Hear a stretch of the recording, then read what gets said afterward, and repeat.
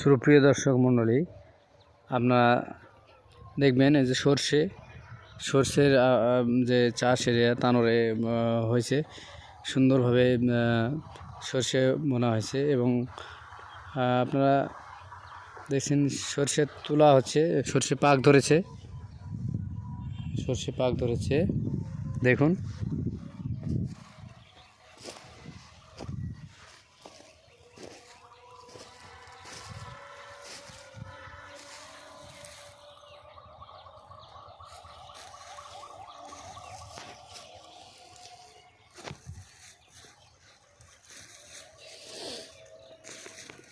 সর্ষেতে প্রতি বিঘাতে চাষিদের আশাবাদ যে প্রতি বিঘাতে নিম্নে 5 থেকে 10 মণ হওয়ার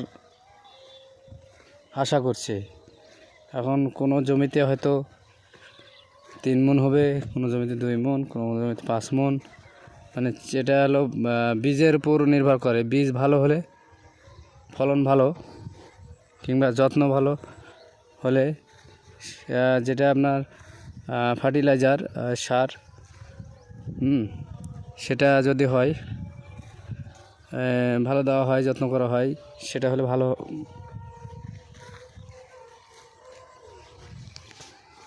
সার বীজ ভালো করে দিতে হবে, যত্ন নিতে হবে, তাহলে সরষে ফলন ভালো হবে।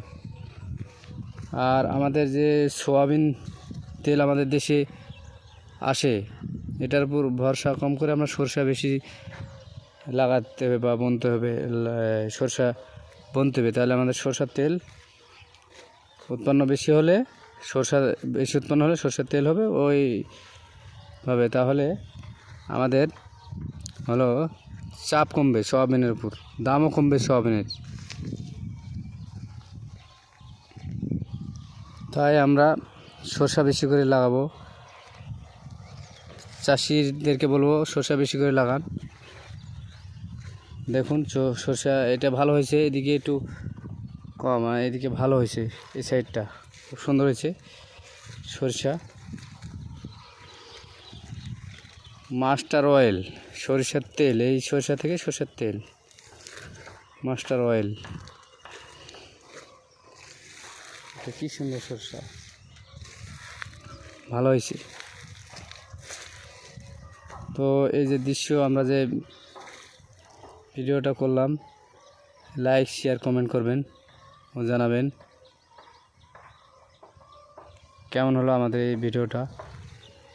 আমার এই ভিডিওটা কেমন হলো, লাইক শেয়ার কমেন্ট করে জানাবেন, সাবস্ক্রাইব করবেন। দেখুন সরষের গাছ,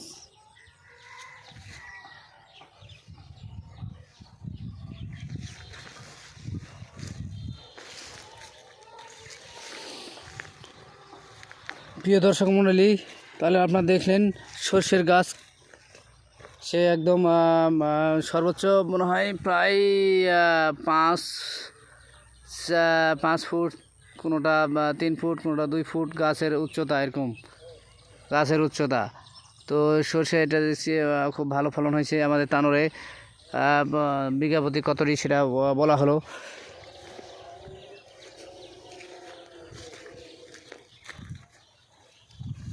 দয়া করে আপনারা সাবস্ক্রাইব করবেন ও লাইক শেয়ার কমেন্ট ও সাবস্ক্রাইব করে জানাই দেবেন। সরষে যে কেমন হলো তা জানাবেন, সরষের ভিডিও কেমন লাগলো তাও জানাবেন। আসসালামু আলাইকুম।